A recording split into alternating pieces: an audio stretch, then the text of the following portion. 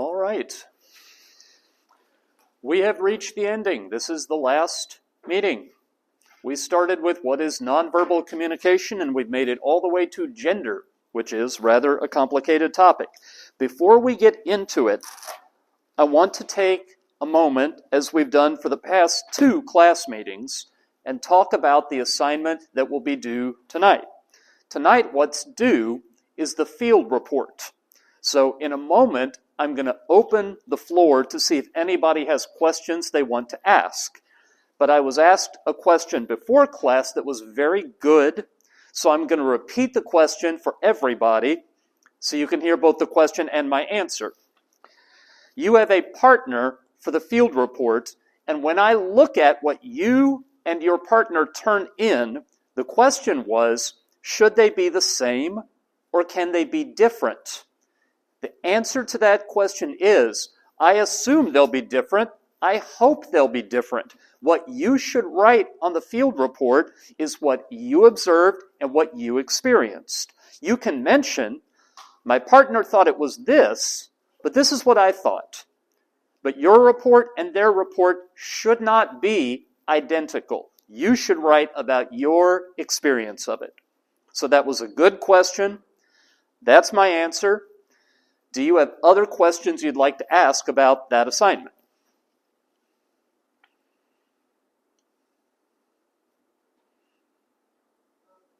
Okay. Oh, a question. I love it. Go for it. We actually already assigned that assignment. Right. But the point is that she assigned my, view as well, like in the same paper. Sure. So, do I have to rewrite my opinions and things like that and assign? Well, I'm going to look to see that everybody submitted something. So if you didn't submit anything at all because your partner filled it out, it would be a good idea for you to go and open it up.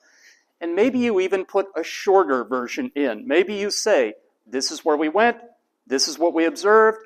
I thought the 2 people were good friends. My partner thought that they were brother and sister. She explained it. And it could be just a few sentences. But I will be looking to see that everybody turned something in. Does that help? Yeah. Good. Okay, we're up to 2 questions that I'm glad got asked. Is there a third question that should get asked before this assignment comes in?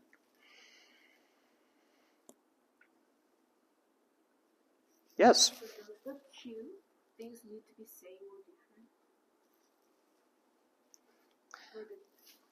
I found out there is some section we have to write a cue. Right. And discussion, and I know the discussion should be could be different, but what about the cue? Well, the way that assignment works, the 2 of you should be in the same place watching people until you both see something and you disagree on it. So when that report asks about the cue, it should read something like, we saw a young man and a young woman holding hands, and that was touch. So that's all really that has to say. This is what we saw. And I thought that they were dating, but my partner thought that they were just good friends. Very good. We're up to 3 questions I'm glad got asked, and I would love a 4th, because there's time before this is due.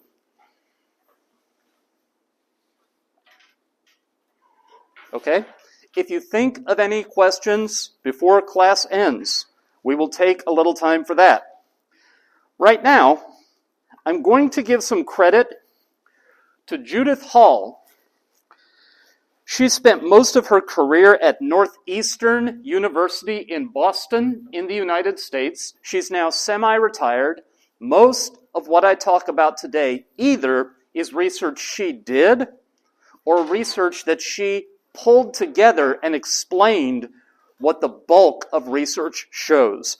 If you're very interested in nonverbal communication and how it differs between women and men, if you go into Google Scholar and you look at what she's published and who has been citing her, you'll find almost all of it. This is a good name to know if today's topic interests you. The thing about gender. We talked at the very beginning of the class about how nonverbal communication is influenced by biology and by culture. And in beginning to talk about gender, we have to have that same talk again. It's shaped by biology and by culture. So there's a little part of what we will talk about today that is based in the biological fact of sex, but a little part. Most of it is not a biological fact, but a few things are. When I say sex, what I mean is the majority of human beings, the overwhelming majority of human beings, either have ovaries or testes, but not both. Now, that's not everybody. And there are people who are intersex. There are people who have non-standard, different bodily functions and organs related to sex. And there should not be a taboo around being in that condition. People like that need to be treated with respect. But this is the majority, and a lot of institutions are built around the simple fact of sex and secondary sex characteristics. So now I'm going to take probably under 5 minutes and tell you which elements of nonverbal communication are mostly biology. And almost everything else we will say today is based on culture. It's based on practices people have repeated over time, and they've decided those practices are normal. But here's the first one, voice. Women have higher voices than men. Women have smaller, shorter vocal cords, and therefore the vocal pitch range is higher. Now, one complication we will observe, and I am going to demonstrate it really quickly, is women are socialized almost everywhere in the world to smile more often than men, and smiling makes your pitch go up. And we can demonstrate, because smiling shortens your vocal cords. You have no control over it. We're going to do a real quick demonstration of this that involves you, first of all, pinning down your vocal speech range. If I'm having a normal conversation with someone, this is about as high as my voice would go. This is about as low as my voice would go. And I want you to say those two sentences just to the person closest to you. This is as high as my voice would go. This is as low as my voice would go, but in your comfortable range. Just do that for me real quick. We'll give you a few seconds.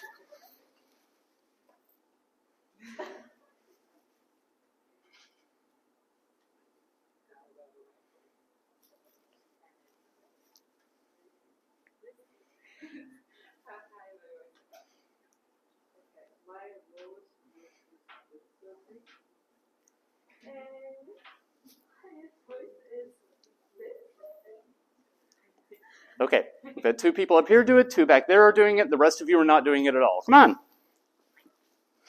Talk to each other. It's one sentence. This is how high my voice would go. This is how low my voice would go.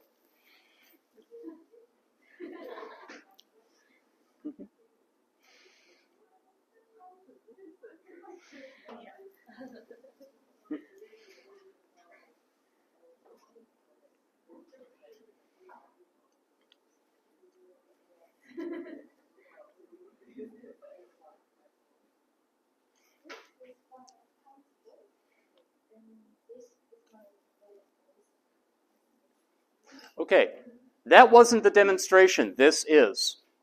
Now I want you to do your highest comfortable speaking voice while smiling, which should be pretty easy. I'm going to be scandalous and take off my mask. This is how high my voice can go. That was easy.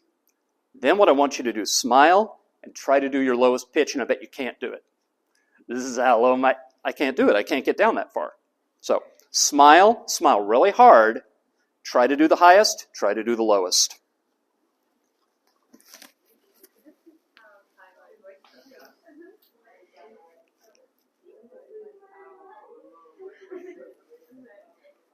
This is my highest voice, and this is my okay.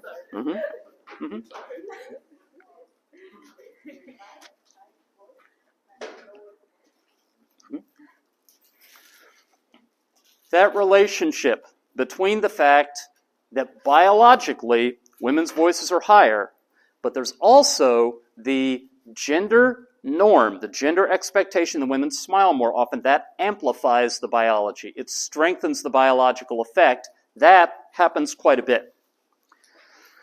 The two other things, well, three that I will point to that are biology, that are fairly major factors in nonverbal communication, all have to do with appearance.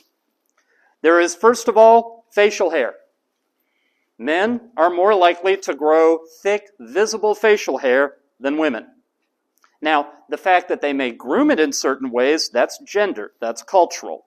But the fact of the hair itself, there have been a number of studies that have shown facial hair is a dominance cue, and that people who are missing facial hair have one way of showing dominance that's not available. Similarly, height. As a population, men are taller. Now, there are tall women and there are short men. It's not true that every man is taller than every woman, but the averages differ and the extremes differ. And height is also a dominance cue. Finally, the day we talked about appearance, we talked about somatotypes. Somatotypes. And you could be an ectomorph and have a very thin frame. You could be a mesomorph and have a very athletic-looking frame with broad shoulders. You could be an endomorph and have a rounded frame and look a little bit more wide. In each case, though, notice that women's hips make the shape different. The attractiveness standard for men who are mesomorphs is often described as a V, having a V-shaped torso. But even mesomorphic women, you wouldn't say it's a V, it's a little bit more of an hourglass, because women's hips are wider.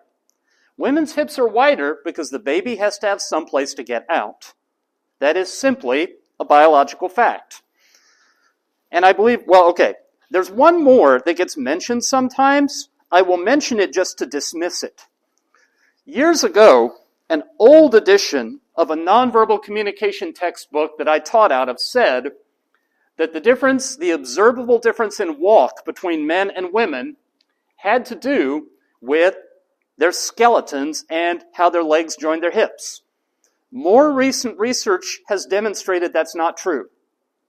Quantitative analysis reducing movements down to numbers and comparing them, has demonstrated the difference in movement between women when they walk and men when they walk is tiny. And mostly it's learned. So there are a lot of men who walk like that because of the gender identity they choose. And there are a lot of women who walk like this because of the gender identity they choose. This way of walking is teachable and learnable. There may be a tiny difference in where center of gravity is, but it's tiny. It's not really that noticeable. So that really does not count. That brings us then to the bulk of what we're talking about today, gender.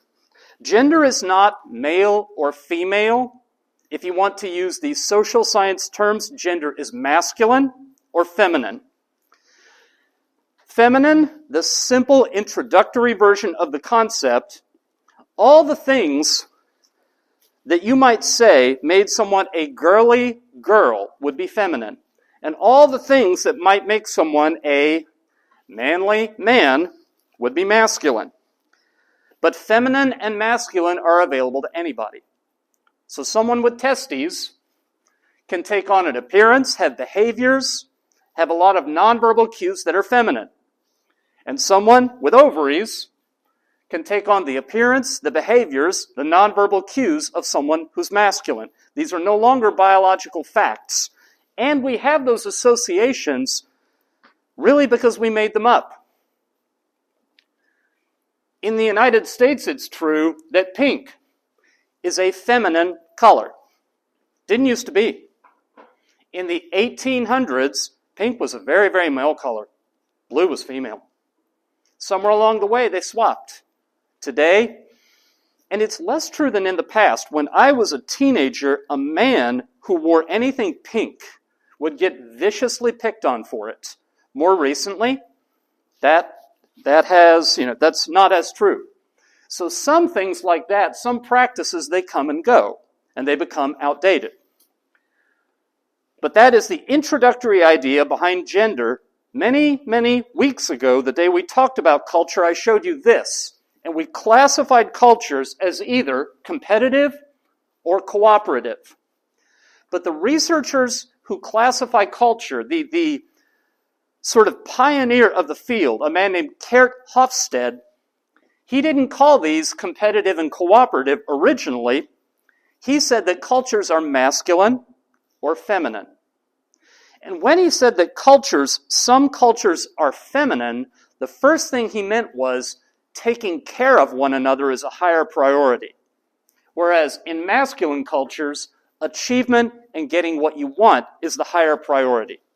But the other thing that he said separated feminine culture from masculine culture was that in masculine cultures, the roles assigned to each gender are very different, very strict, and very enforced. In feminine cultures, not as much. Any behavior could be available to anybody. Men can take care of babies, women can be the boss in a feminine culture. Based on that, do you think Japan is a masculine or feminine culture? I'm really asking. What do you think?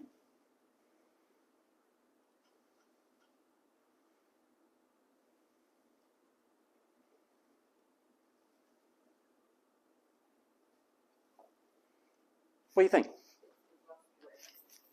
You are correct. Here is Kurt Hofstede's map around the world of masculine and feminine cultures. The darker red a country is, the more masculine it is. There's Japan. It's almost brown. It's so red. The gender roles are very distinct, polarized, and strict. Is that as true as in the past? Maybe not. But around the world, they are in many cases becoming very faint. Northern Europe is very, very feminine. The Pacific coast of South America, people sometimes assume all of South America is very macho and therefore masculine. But Chile and Peru are not. And you study how gender roles work in those countries, it can be fascinating. All right. Gender tells us what people tend to think is ordinary, what is normal, what is proper. But all that does is set people up sometimes to be expressive in breaking the rules. Gender says what the rules are, but as long as there have been human beings around other human beings, breaking rules has been a way of performing or of sending messages. So going back a very long way, in kabuki, men played women, and it was artistic. So the rule is not the same as don't murder people or don't steal people's things. It was, this is what you're supposed to do. More recently, some people perform as drag performers. I went looking to see if I could find drag kings, women who can convincingly or entertainingly perform male or masculine characteristics. I went looking for drag kings who were Japanese and couldn't find any. So maybe I just didn't get lucky in my hunt, but I spent a couple hours on it and came up empty. There are people who don't just break the rules to perform, but they break the rules in their everyday life. And they will transition. They will adopt the opposing gender identity. The person on the left was born with testes, but is a transgender woman. The person on the right was born with ovaries, but is a transgender man.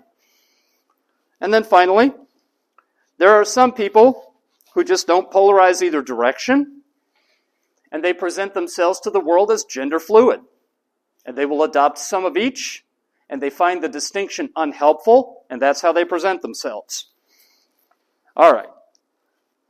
Last week, when we talked about race, we spent the whole class meeting talking about the kinds of distortions in how people perceive one another and how those prop up racism. Today, what we're going to talk about will sound a lot more neutral. There is a danger that you could come away from this thinking that I believe that racism is bad and that sexism is no big deal. That is not what I think at all.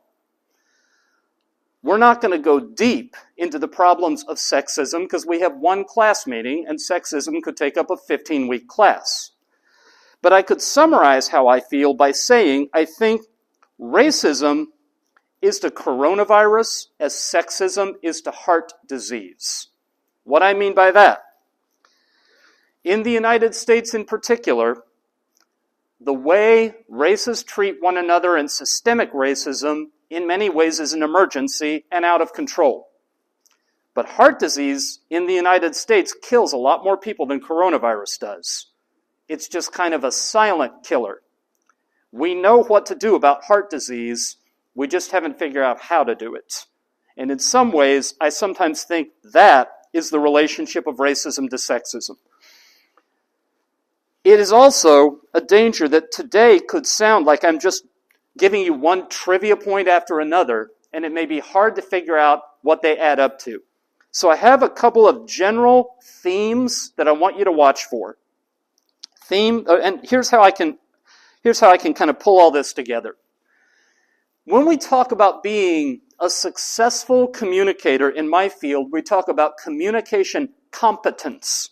And communication competence is measured two ways: effectiveness and appropriateness. Effectiveness and appropriateness. Effectiveness is getting what you want. Appropriateness is communicating in such a way that people around you say, that was proper, those were good manners, I like that person.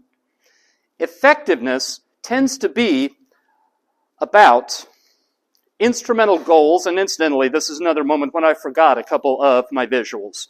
So this was what I was going to show in talking about racism, and this is what I was going to show in talking about sexism. But now what I can say is, you may notice, through all the research findings we talk about, when men communicate, their nonverbals tend to be oriented a little more toward effectiveness, and that women's nonverbals tilt a little bit more in the direction of appropriateness. The way it's sometimes put, men will communicate for instrumental goals to get what they want. Women are somewhat more likely to communicate for affiliative goals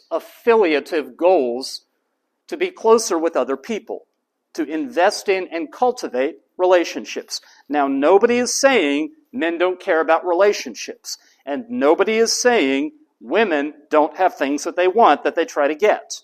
We're talking a tendency. It's not always a strong tendency, but it is a pretty consistent difference. Now, with all that, to set things up, let us talk about what the research shows. First thing, effectiveness in decoding nonverbals. Women are better. If I were to show you this, and then put it away and ask you, what did they look like? The women, which is nearly everybody, would do better. That experiment's been done a bunch of times. In particular, men participating in this experiment might remember, well, there was a guy in a gray suit who had a briefcase. And that's mostly all they would remember. But participants in these experiments who are women notice people out at the edge. There was actually one guy in back, looked really youthful, and he had a blue tie, and I can't see anything else about him. Male observers look at a group of people and they see whoever's in the center. Female observers, everybody. Now, in those experiments, what's notable is women participating don't notice objects out at the periphery, would not notice the planter with the flowers in it, but they will take stock of the people across the group and do a better job remembering the appearance, the clothing, the other nonverbal cues of the whole group. They also are especially accurate with the other women in the group.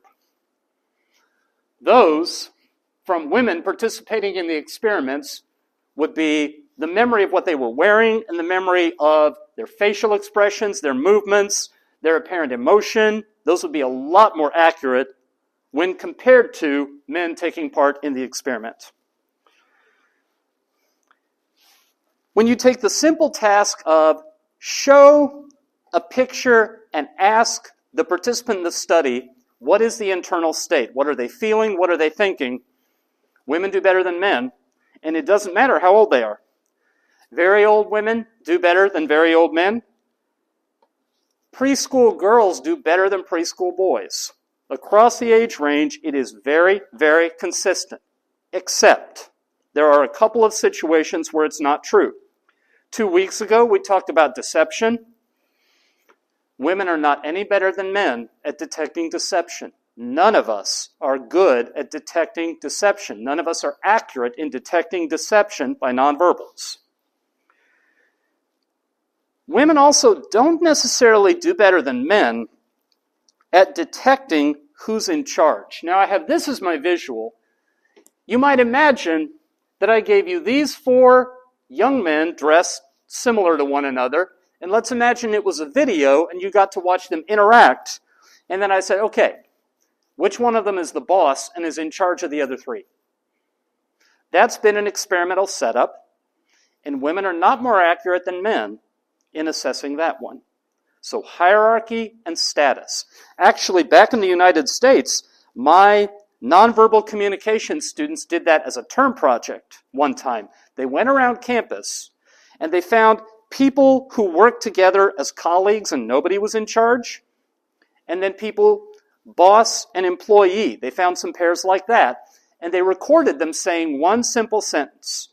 My favorite movie when I was a child was, and they finished it with what their favorite movie was. My favorite movie when I was a child was Star Wars. And actually, the way they did it was they had the one employee ask the other one, what was your favorite movie when you were a child? And then they would answer, and then they would switch. What was your favorite movie when you were a child? And they would answer. Then participants in the study just listened to the exchange. And the only thing they had to answer was, is one the boss of the other, or do they work together? And they were wildly inaccurate. Could not tell. So, just from few nonverbal cues, it is not more evident to women than it is to men who has status or hierarchy. One other study that was done that changed the context, that messed with it a little bit. Here was the experimental setup. Everybody who showed up was given number puzzles to do. And either they were told, we're going to give you, 10 minutes. We're going to total up all the puzzles that everybody in the room does, and if it's more than 20, we're going to give everybody pizza. So there's a reward if all of you do really well. And then at the end of 10 minutes, they would ask each individual, how many puzzles did the people around you finish? Because you had to monitor, you could tell by their nonverbals when they finished a puzzle. They were asked to do them in silence, so they, finished, handed them off, picked up another one. But then the alternate experimental condition, they were told it was a contest. The one person in the room who gets the most puzzles done, that person will get a slice of pizza. And at the end, the only thing they did is they asked the people around you, how many puzzles did they get done? In the first condition, the cooperative condition, the number of puzzles all of you do together, women were more accurate than men. But in the other condition, you're competing, men caught up. They were equally accurate. Now, they were not more accurate, but they were equally accurate. So you change the context from cooperation to competition, and the difference in monitoring nonverbals between women and men shrinks quite a bit. So those are the major findings just on the broad topic of decoding nonverbals. As far as the messages in their channels, all very familiar channels that we've talked about before, there are things to say, meaningful things to point out, about 6 of them. So we're going to spend a little time on each. We will start with the smile, because that's probably the one where there is the most to say. Women smile more. Everywhere we have found human beings around other human beings, women smile more. Observers watching women expect them to smile more and will comment on the fact that they're not smiling a lot more quickly than they will with a man. One experiment that's been done a few times is to show a picture of a baby, a very young baby, to participants in the study and ask them to guess, is this baby male or female? And if the baby's smiling, they will disproportionately guess that it's a girl. Now, men are a lot more likely to smile in situations where it is an expression of emotion. Women are a lot more likely to smile when they're interacting with somebody else, which leads to the interpretation that for women, smiles are more of a signal. They're more of a social, almost a message in interaction, a message of acceptance and approval, whereas for men, they're more likely to be the outward reflection of an internal state. But it can be very, very slippery trying to explain it that way, because what gender norms teach women, not everywhere, but in a lot of parts of the world, is that the purpose of a smile is to make you more attractive. That when you smile, you're at your prettiest, and people around you will enjoy that. Men may be taught, smiling makes you look confident. It makes you look like you're in charge, and therefore it increases your status. So what smiles mean can be tied up a lot with the kind of socialization you get into your gender from the time you're a very, very young child. Now, interestingly, the amount of non-Duchenne smiles, the amount of just smile like you'd smile for the camera that men and women do, is not that different. I said before women smile more. That's because women do a lot more Duchenne smiling. Men do not smile in a way where they dimple and it reaches the eyes very often at all. Women do it a ton. And a while back, years ago, when we had the mistaken belief collectively that a Duchenne smile means you're really happy, and Duchenne smiles cannot be faked, there were some researchers who wanted to say that women just spend more of their time being happy. And we can tell because they Duchenne smile more. We know now you can fake this. You can learn to do it. And we know that women tend, with their nonverbals, to be a lot more precise, a lot more expressive. They tend to be socialized as they grow and rewarded and reinforced when their nonverbal messages are more precise. So the explanation now is Duchenne smiles are a useful signal, and that's why women use them more, not because women spend more of their time being happy. Now, one thing I have to say about the difference between women smiling and men smiling is we are almost positive it is entirely a learned behavior and not biological. And we say this because very young children, there's almost no difference. And late in life, you get to about 65 years old, and there's almost no difference. Women and men smile about the same amount of the time, about the same amount Duchenne and non-Duchenne. The age at which the data show the difference in smiling behavior between women and men is the highest, the end of the teenage years and the beginning of the 20s. Check it out. Who's smiling? Who isn't? Could not resist. All right. A researcher named Betty LaFrance. She contributed to the field something called expressivity demand theory. Expressivity demand theory. And what she said, in situations where someone knows, I got this out of order. In situations where someone knows that they're being observed, so if you're on a Zoom meeting and there's a camera pointed at you, that's a situation where the difference in smiling behavior between women and men gets a lot bigger. But in situations, increasingly the case today, where a woman is in charge, men may start to adopt a smiling behavior that's more consistent, that's more what's expected of women. Men may at that point start to smile expressively, to smile as a social cue, to show more Duchenne smiles. They do that in response to a boss who's a woman. So it could well be that the way smiles have worked into interaction in the past, when a lot of this data was collected, had a lot to do with who had authority and who had status. And as that begins to change, the behaviors may be coming along with them. One last thing to say that comes out of the research into smiling. In sexual harassment situations, one thing that happens a lot, a man may say something that's inappropriate, may flirt at the wrong moment, may make a vulgar comment, and very often, a woman will smile. And her interpretation, and in experimental situations, this has been shown to other women, and they can spot the smile. That is the deflecting smile. That's the, I'm not going to answer that. I'm just going to smile and try to let the moment pass.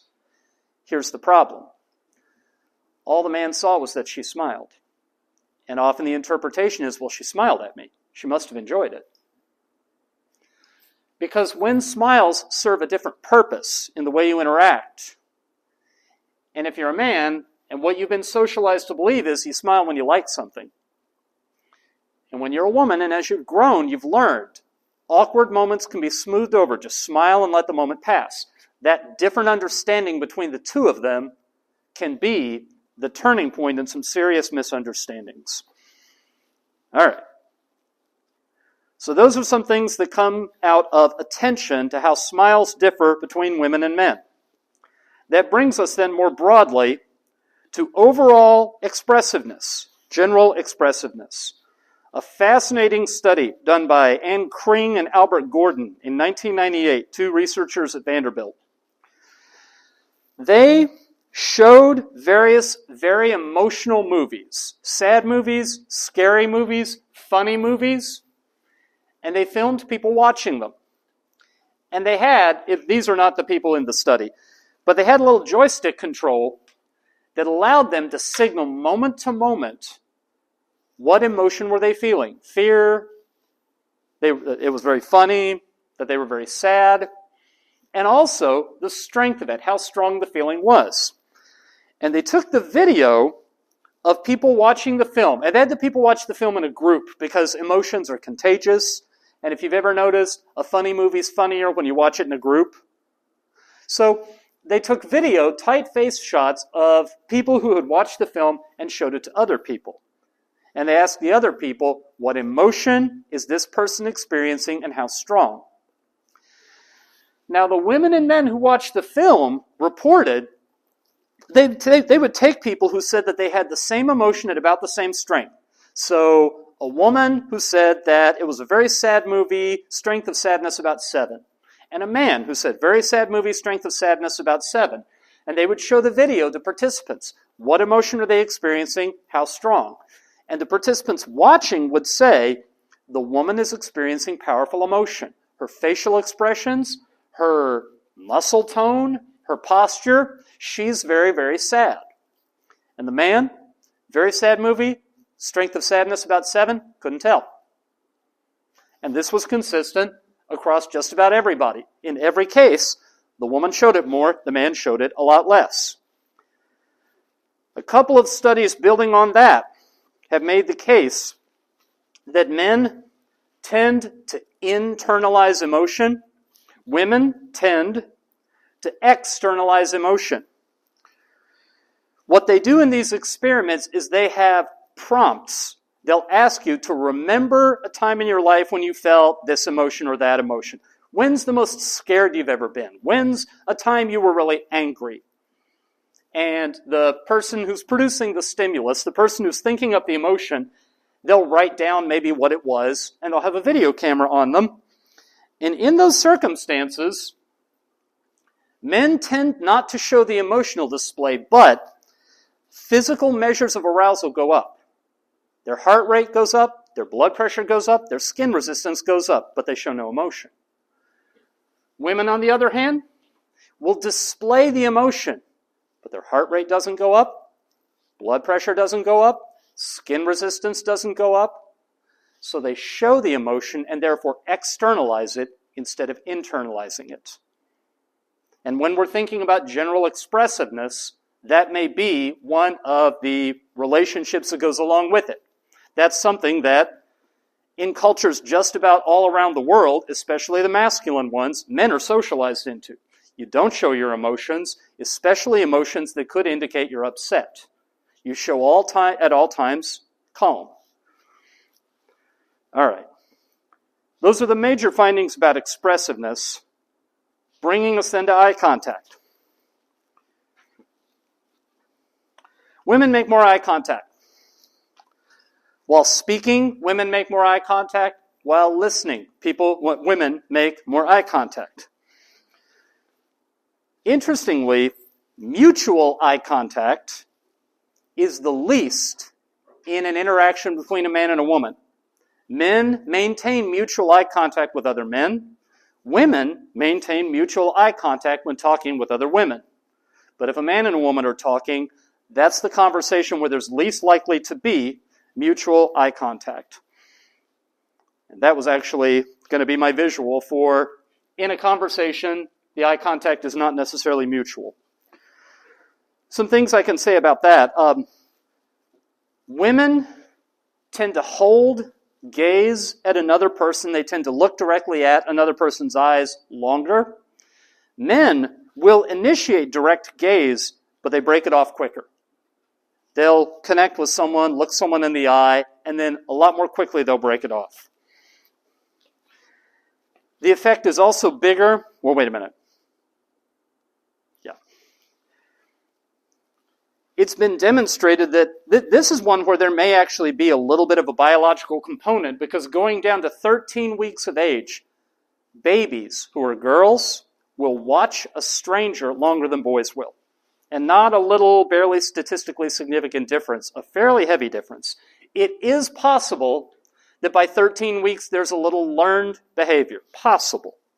Not very likely that the 13-week-old has figured out what gender they're supposed to be associated with, but maybe, I don't know, there are people who think that there might be a learned aspect to that. I think if they're 13 weeks old and they're behaving differently, that very likely there's something going on with brain architecture that makes strangers more interesting. One other thing that shows up in the gaze behavior research is that women make eye contact, hold eye contact a lot longer if it's comfortable conversation distance, about 2 meters. You get further away, in interaction where there's more than about 2 meters distance, men actually maintain eye contact longer. Possibly this has to do with when you're more than about 2 meters away, maybe you're carrying on a conversation or an interaction, but it almost looks more like you're observing from a distance, that you are studying someone from a distance. Where interaction occurs, it's usually a lot closer. It's easier to talk that way. It is also the case, you give certain interactive tasks, women do better if they can maintain eye contact, men do worse. One of them is negotiation tasks. You might go to a produce market where you're going to try to bargain them down a little bit on some of what's for sale. In a negotiation task, if a woman can make eye contact with the person she's negotiating with, she'll perform better. If a man can negotiate without eye contact, negotiate just with a online chat feature and negotiate that way, that's where men do better, without eye contact. The other way around, one particular study found when men and women were given surveys to fill out, and the surveys required a lot of information and they had to concentrate, women performed better if someone maintained eye contact or someone gazed at them through the entire process. Men performed worse. If you took away the person watching them and let them do it with nobody watching, then they became more effective. And then the final thing, this is one of my favorites. Gaze salience. Gaze salience. How important is the direction of the people's eye contact around you? And there are a lot of clues that suggest that women are more likely to pay attention to where is everybody looking. That men may notice it, but find it easier to not pay attention. And the one particular study that I love that tested this just gave the participants this to look at and gave them the task. Letters are going to pop up on the screen, and you just need to type the letter as quickly as you can. And then the picture did that. Every time the eyes were looking the other direction from the letter, and men were much faster. Women would look which way the eyes were looking and then have to reorient, and that slowed them down very consistently. It was done originally just as simple as this. It's been done after that with eye tracking software, and women will follow where the eyes go. And men do it, if they do it at all, the relationship's a lot more weak. All right.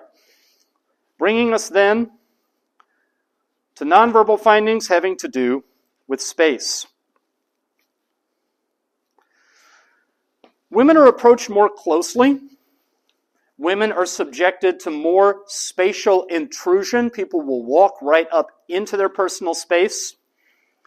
Women stand together and sit together more closely in small group interaction. In places where there are chairs, where the armrests are shared, like on airplanes or in movie theaters, women use the armrest less often. Advertisements also show women taking up less space. Photos that show a normal situation will show women closer together and men further apart. Women are a little bit more likely when they communicate to face each other. Men are a little bit less likely. They do more communicating oriented outward, facing forward. And there's actually, in the United States, there's this shared misunderstanding. I don't know if there is in Japan, but this shared misunderstanding that women listen and men don't. And actually, when you try to test that experimentally, men listen about as effectively as women do, but women show they're listening. And sometimes what makes an interaction more effective is when you show the other person that they're listening with your nonverbals. Men don't do that as much as women do it because as they grow, they're not socialized to do it. When men and women walk together, about 3/4 of the time, the man will walk out in front. If several women walk together in a group, very commonly, they all walk side by side at the same pace.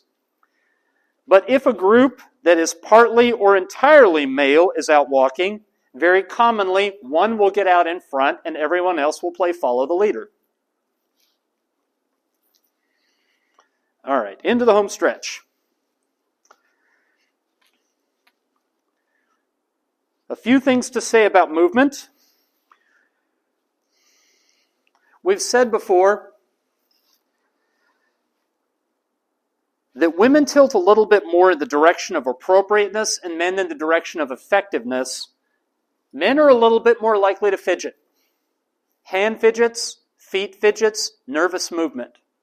Women are socialized in a lot of parts of the world at a very young age to hold still, to not show that those are bad behavior. Men are not taught that as much. Men are a little bit more likely to show relaxation nonverbals. They will lean against things. They may put their feet up on a table or on, a chair. They may prop themselves up to show relaxation. Women are very commonly taught that to sit properly, to sit upright, is one of the ways you present yourself to the world. In interaction, women show involvement nonverbals like nodding more than men do, quite a bit more. And when women give a speech, they gesture more by quite a bit. And finally, women do more grooming behaviors. Fixing hair, fixing clothing, that kind of thing.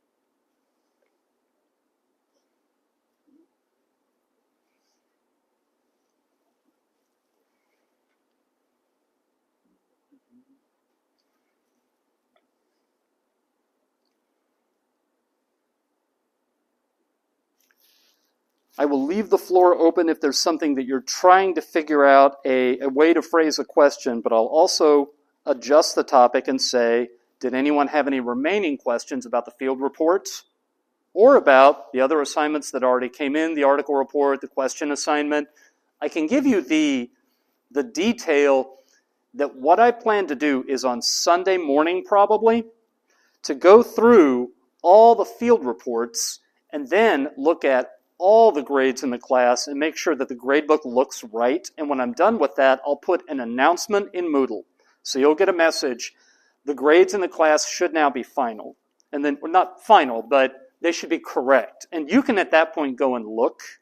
And if something doesn't look right, that's when you should contact me and we can talk and we can figure it out. And there's still time before I turn grades in. But that's the timeline. You should expect that sometime on Sunday. Okay, that was me stalling for time in case someone has something about this that they're curious and would like to hear more about.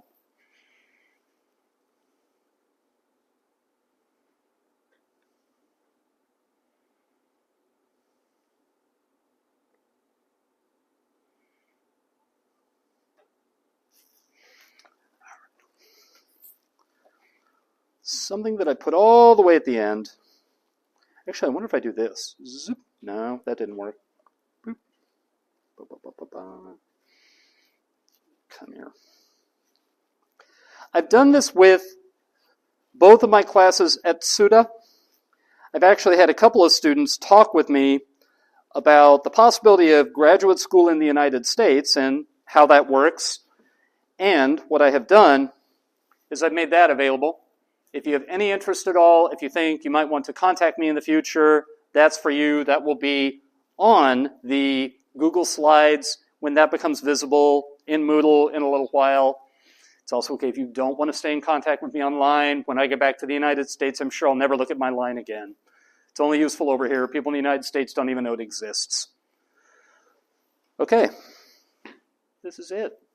This is the end. We started this a long time ago, and we are to the end.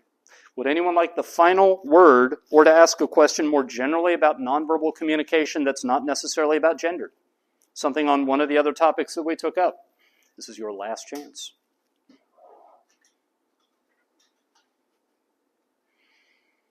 Or do you want to be first in line for lunch? It's the end of the term, and I understand you wanting to be first in line for lunch. I've enjoyed this very much. I have said a number of times that there is something that I need to memorize. I think I have it memorized. I'm going to try this now. Okay. Oh, great. Now I'm going to draw a blank on it. Shu ga anata o shukufuku shi, anata o mamoreremasu yo ni. Shu ga mika o anata ni terashi, anata ni megumaremasu yo ni. Shu ga mika o anata ni muke, anata ni heian o ataeraremasu yo ni. Thank you. Thank you very much. And class is dismissed. Go have lunch.